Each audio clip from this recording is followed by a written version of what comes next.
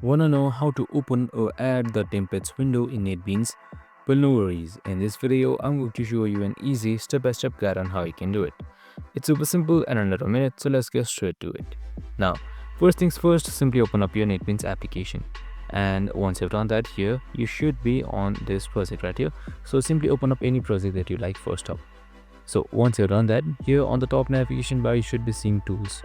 So once you've hovered on it or once you select it, here you should be seeing templates right here. So it should be right below cloud providers. And once you've looked at templates, here you should be seeing various templates that is available from C++, OSGI, others, and much more. So you can also add templates by selecting simply add right here, or create a new folder, rename, duplicate, and much more. Just edit it as you want. And that's it. Super simple and easy. I hope this video helped. If it did, make sure to like, subscribe, and tune in with us for more of these videos. See you in the next one.